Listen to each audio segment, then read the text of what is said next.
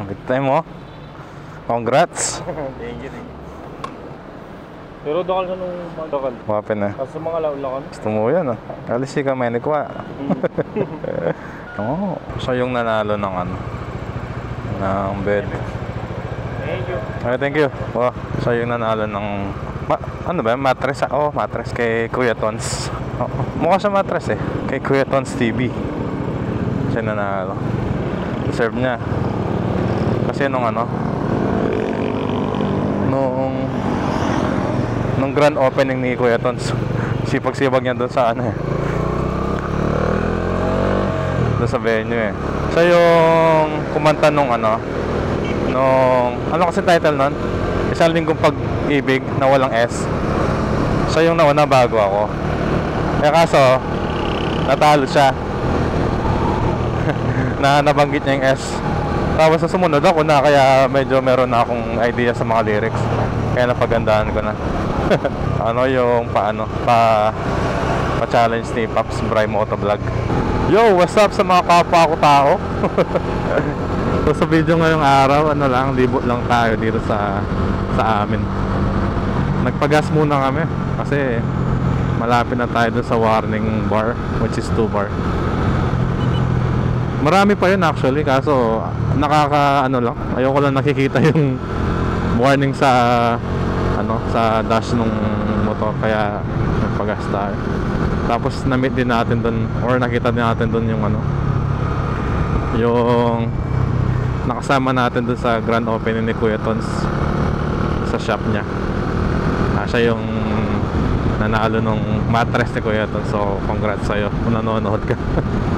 Ngayon dadaan kami sa Grotto Bamban kasi why not, maganda ang traffic dito, tsaka sobrang init ng panahon ngayon, kaya gusto namin dito dumaan. Maraming halaman at puno, kaya mafe-feel mo yung lamig ng hangin. Supporter siguro ni Lenny itong mga to, kulay pink eh. Dito kami dadaan sa Bamban Grotto kasi sa dalawang video na na-record ko, wala pa akong mic doon. Saka may mga gusto din ako i-point out sa daan na to. Oh yeah. Oh, 8 Latte, shoutout. Sa daan na to, dito ako mostly nag-break in ng motor kasi medyo may kahabaan. Sa mga, hindi ko alam, siguro nasa 50 kilometers. Madalas dito ako dumadaan nung bagong kuha yung motor. Dito kasi hindi ganun karami yung sasakyan, motor. Although may mga truck, yun lang yung ayaw ko dito, yung mga truck. Kasi dito sila dumadaan malapit sa mga bagong development ng Clark. Gaya din nung nabanggit ko dun sa isang video ko na dito ako nag-practice papuntang Baguio kasi tingnan nyo, pababa, pataas, tapos may mga bitukang daan din, mga curve. Kaya maganda mag-practice dito. Yun lang banayad kasi may mga residente dito. Huwag yung gayahin yun. Sabi ko lang wala banayad eh. Maganda dito, marami. Kaso since binidyo natin to, medyo may mga nakanood din eh. Baka dumami na yung dumaan dito. Ingat lang sa bandang part nito kasi may mga intersection na hindi mo mawari saan papunta. Favorite namin daanan to kesa sa makipag-away kami sa traffic sa palengke. Chill ride lang to. Ang title ng video na to, TGIF, Chill Ride. Dahil Friday ngayon. Oo, dito na mag-start yung alikabok. Uy, may rifle si Kuya. Ano ka, pang-hunt ng pagkain o hunt ng tao? Pero maraming motor ngayon dito Friday, kaya maraming tao. So ngayon pupunta kami sa Park Air Base. Park siya dito sa Clark. Lang, magre-relax lang kami. Grabe, alikabok. Kapag nag-makeup ka dito, may additional foundation ka. Grabe ka. Hindi ko alam kung nakukuha sa camera. Wala pa naman tayong case sa lens natin. Baka malikabok na. Hopefully hindi. Naalala ko nung dumadaan kami dito, maliit pa ako. Ngayon nakalaki ko na. Ano pa to nun? Sapa. Ay, Sapa ba tawag? No, ilog. Basta dito dumadaan yung mga tubig ng ulan. Dalasang katapos ng ulan. Dumadaan kami. Buti meron ng bridge na na bakal. So mga gantong oras namin gusto dumadaan dito, mga after ng shift ko, mga 5:30 to 6 ganun, kasi hindi na ganun kainit and may chance pa makita mo yung sunset na hindi na namin naabutan. Wala na. Dito siya madalas oh. Ganda ng sunset dito eh. Orange yung araw. So yun, nag-decide kami puntang park ngayon para mag-relax kasi alamin naman yung week pagtatrabaho ka medyo pagod buong katawan tsaka utak. Tsaka maganda sa park, hindi mo kailangan gumastos ng maraming pera. Kahit upo ka lang dun, tsaka nakakalanghap ka ng mga sariwang hangin. Dalawa lang yan, sariwang hangin o pollution. Ito, Alicabok location number 2. Papunta to sa Santo Niño. Mga bundok dun. So ito, dito nag-umpisa yung mga taas-babang daan. Pangalawang content ko na dumadaan dito. Ganda kasi ng daan dito eh. Hindi naman yung daan mismo. I mean, maganda dumaan. Kasi walang traffic, presko. Ay mga taga Mabalacat, pag gusto nyo mag-break in ng motor nyo, pwede dito. Kung wala kayo pupuntang malayo. Uy, banking! Nag-banking sa Raider. Hindi ko alam kung dahil Friday, medyo marami kami nakita dumadaan ngayon na tricycle, 4 wheels, saka motor ngayon. Kadalasan wala naman eh. O baka isa sila sa mga nakapanood ng video ko.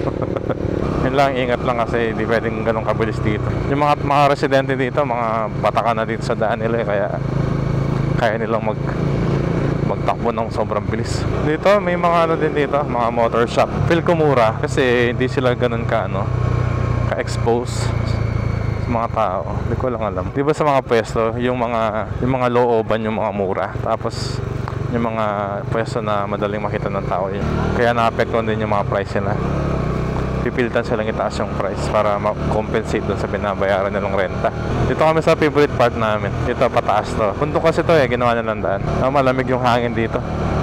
Presko. Amoy na amoy mo yung mga damo. May free nursery daw sila dito. Yun ang dandahan dito kahit pataas. May mga daan kasi dito na tulad nito Hindi maganda yung daan. Malakas ang ating Dominar. Walang problema itong mga to.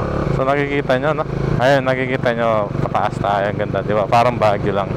Kaya maganda mag-practice dito. Tapos ang maganda dito rin daan. Ano kasing isa? Yung doon. Dito yung Goshen. Ito dadaan. Nalampas na namin kanina. Tapos dito sa pababa na to, merong daan dito papunta sa gazebo. So may entrance doon na 200 dito gazebo. Shoutout sa inyo. Sana buksan yung ilaw kahit gabi. Grabe. Pumunta kami ng gabi, walang ilaw. Nakakatakot. Tag nyo yung gazebo, guys. Gazebo View Park. Pero maganda yung view Maganda yung view. Nakita mo yung Clark na overlooking mo yung Clark. Ganda. So pag nandito na kami sa pwesto na to, nalulungkot na kami kasi tapos na yung forest na hangin. Ito na yung mahabang tulay sa papunta sa Clark. Ay ito, dito na tayo sa tulay. Diretso na tong haba nito. Nakaka-tempt magana dito mag top speed kaso hindi ko marirecommend kasi busy siya, hindi pa siya asphaltado, marami pa siya wavy parts sa mga daan kaya hindi siya ganun ka-stable. Pero maganda. Ayan may mga nagtatambay ng mga motor pag gusto lang magpahinga. Kaya sa mga hindi taga Pampanga dyan, luwi pa na kayo dito. Dito, wala masyadong traffic. Meron naman, pero wala masyado. Let's go, compare mo naman sa Manila. May mga nakatrabaho kami noon, mga taga Manila sila or nagtrabaho sila sa Manila. Ang una nilang napansin dito is traffic, ang smooth. Ito sa left galing sa New Clark City tsaka sa STX Park North.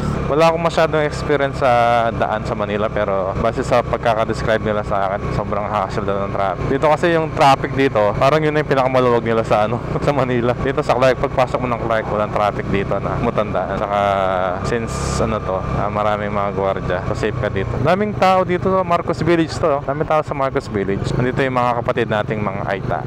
Sabi ng mga kaibigan ko mga kapatid ko lang kasi maitim ako Kapatid natin mga Aita. Iba dyan, makatawag na maitim sa akin, mga nag-kojik lang, tsaka nagluta lang kayo Char. Ang kulay ko ay kulay Pilipino. Ito ang Clark Speedway. Yun! Dito tayo sa part ng mga pabrika ng sigarilyo. Dito pa lang amoy na amoy mo na yung sigarilyo. Hindi ako nag-iossi pero alam ko yung amoy ng sigarilyo. So pag nag-apply daw kayo dito, dapat mahina na yung 2 ka sa isang araw sa requirements sila. Ang ganda ng Clark pag gabi, Sa mga din nakakalam, yung Clark kasi is designed by Americans. So yung mga structures, karamihan dito, yung mga daan, kinopya sa Amerika. Hindi naman lahat. Mga Americans ang involved ang Americans sa paggawa ng Clark. Yan ang alam ko. Sa mga nakakalam ng buong storya, comment nyo. Comment nyo lang. Pero yun ang alam ko. Medyo galing sa US, kaya maganda. Ayun, malapit na kami sa park. Konting kembot na lang. Oy, La Rose Noir. Noir? Noir. Film noir. Napili namin dito sa sa Clark International. Ay. Clark International Airport tuloy. Take 2. Napili namin dito sa Clark Air Base na park kasi hindi siya masyadong pinupuntahan ng mga tao. So makapag-relax ka nang walang masyadong tao. Lalo na kung introvert ka, bagay ka doon. Kung wala introvert ako. Pero since lagi ako nasa bahay, feeling ko introvert na ako. Pinakamarami ko lang nakakausap sa bahay, 3. Kaya 4 yung isa, wala pang emosyon. Shoutout kay Apo Nanay. Ayun, dito na tayo sa Clark Air Base. Ayun, basketball sila. Malapit na dito yung entrance ng park. Okay, nandito na tayo. Nandito na. Ang ganda dito. Balikan namin kayo.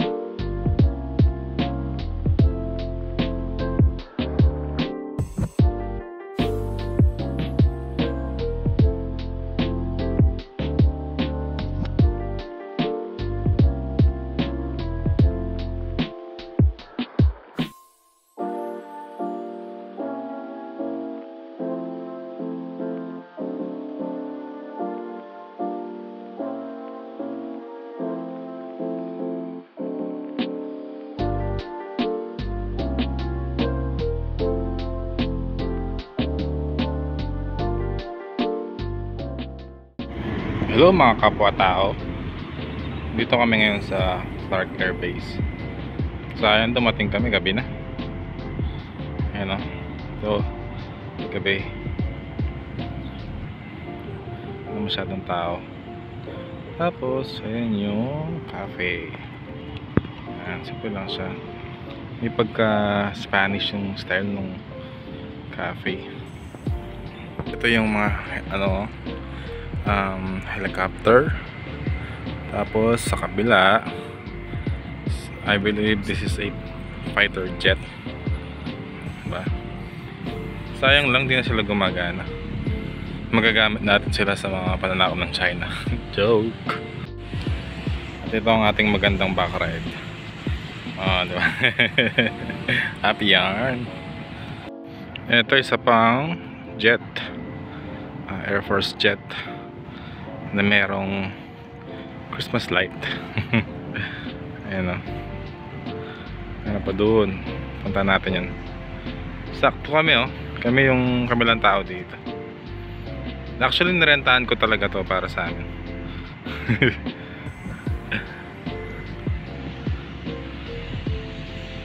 Sakto kami may nagte-take off na airplane. Not sure kung makikita nyo, pero wala pa siya dito. Wala, di siya dito dumaan. Ito pa yung isang warplane, yung merong propeller sa harap. Ayan, ganda. Ito ang Trojan. Hindi ko alam ako nakikita nyo. Dilim. Tapos banda dito sa kanan yung playground. Madilim na, hindi na nakikita.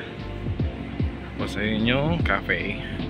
Ito yung playground, medyo madilim na. May CR dun. Let me know pag may nakita kayong dumaan. Naging horror. Naging horror yung ghost hunting pala to, hindi talaga to motovlog. Hello guys. Tapos na kami dito sa Clark Air Base. Punta kami sa kabila, yung tawag doon, CDC Park. So, dito ako dadaan.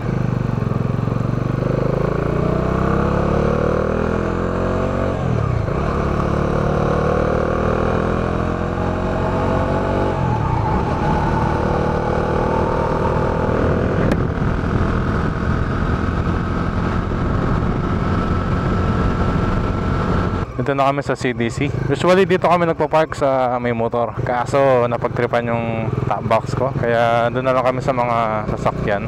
May nakakaubo naman yung reflector ko sa top box. Yung original ng SEC. Sayang yun. Napa-order tuloy ako sa Shopee ng Class A. So doon kami nagpa-park sa may mga sasakyan. May guard kasi doon. May nagbabantay. Kaya kahit malayo sa mga puwan, at least nababantayan. Ganda dito, oh. Sana nabibigyan ng justice ng camera yung ganda dito, oh. Nakatalanga ako. Yung kasing guardhouse dito. Tayo, napit sa guard. Okay.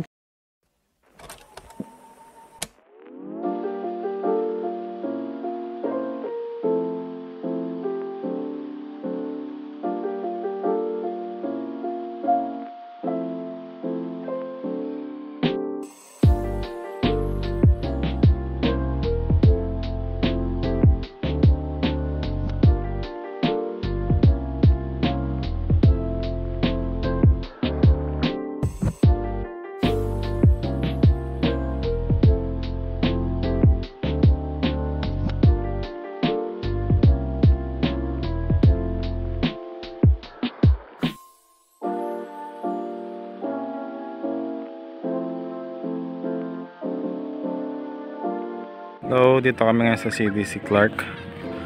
So, ayun. April na, pero Christmas pa din. Ito marami nagja-jogging.